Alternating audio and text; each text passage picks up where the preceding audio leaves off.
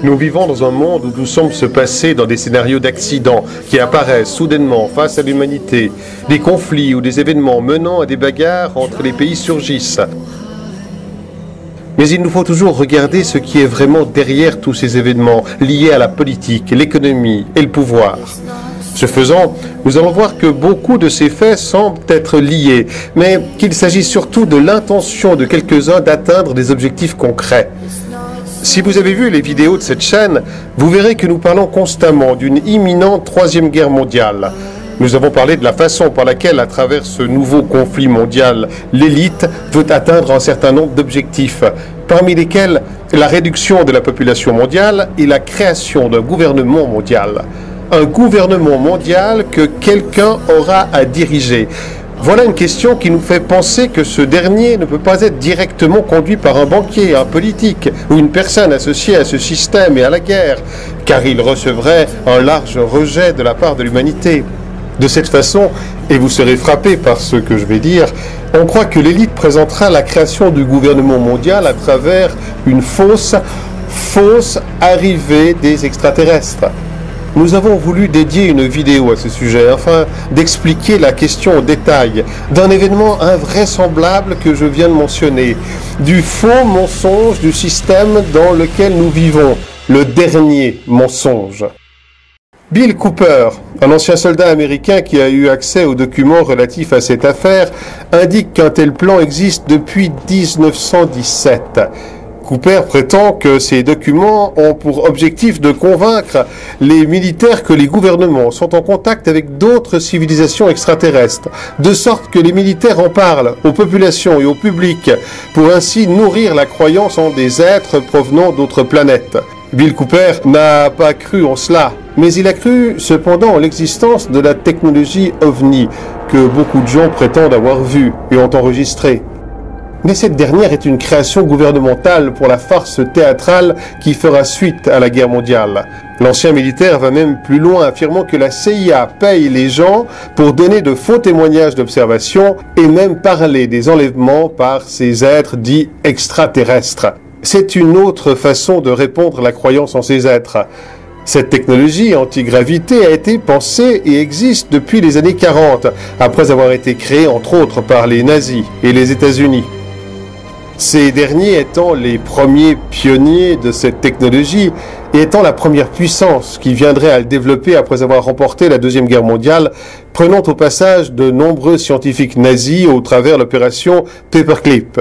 De ce fait, de nombreux scientifiques de la NASA ont des noms allemands, comme le fameux Werner von Braun, qui, avant sa mort, avait mis en garde contre de faux extraterrestres à venir pour attirer les masses vers un gouvernement mondial. Un chercheur polonais nommé Igor Witkowski, qui a écrit plusieurs livres sur la technologie allemande de cette période, a montré au chercheur britannique Nick Cook l'un des endroits où les nazis ont effectué des tests de la technologie antigravité dans un village aujourd'hui polonais qui était sous le contrôle des nazis. Bien que difficile à croire, cette technologie existe et est cachée au public, comme cela se fait avec d'autres progrès technologiques et les cures de maladies.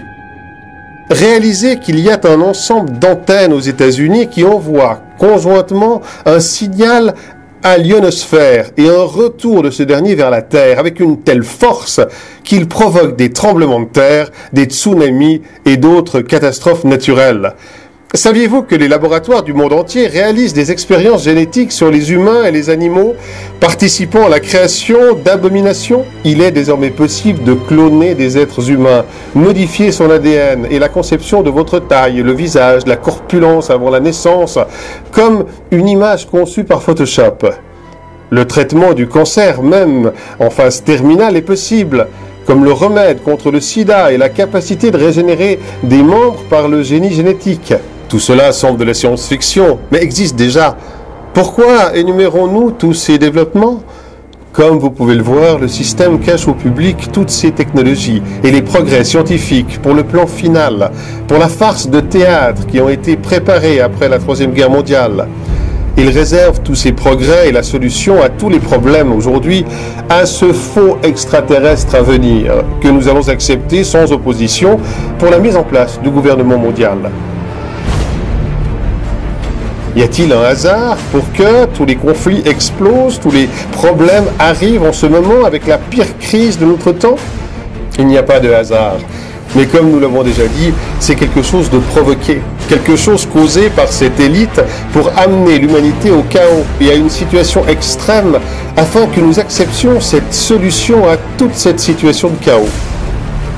Si nous regardons le système, nous voyons qu'il y a un bombardement constant de films sur les extraterrestres, films qui ont été faits depuis les années 50 jusqu'à aujourd'hui, alimentant ainsi la croyance à l'existence de ces derniers.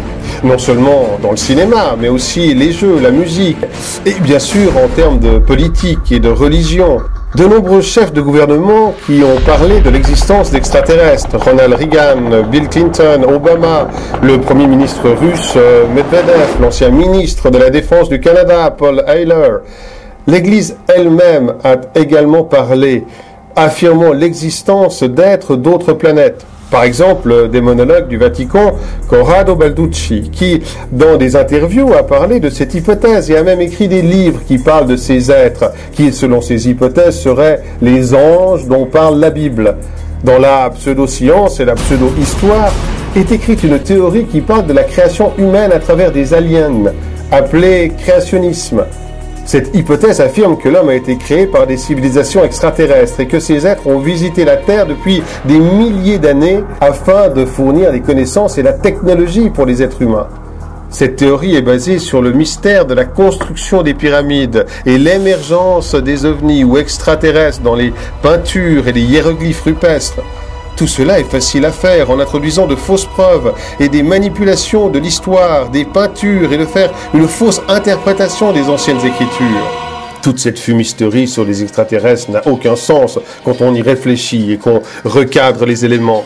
Que des créatures supposées soient venues il y a des millénaires sur la Terre afin de créer des êtres humains qui sont parfois venus donner des connaissances et des anticipations à des personnes spécifiques, secrètement, et sans se présenter à l'ensemble de l'humanité, ayant soi-disant aujourd'hui à avoir un réel contact uniquement avec nos dirigeants et toujours sans être connus du public, c'est une histoire assez pathétique.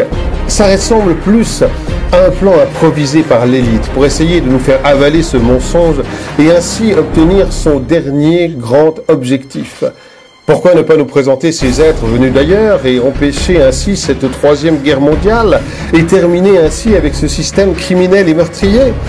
Ils ne le font pas parce que d'une part, ce ne sont pas des extraterrestres qu'on va nous présenter et d'autre part, cette venue se produira juste après la guerre pour atteindre les objectifs du gouvernement pré-monde, comme la réduction de la population, la destruction complète des États et de l'économie et l'effondrement moral des êtres humains.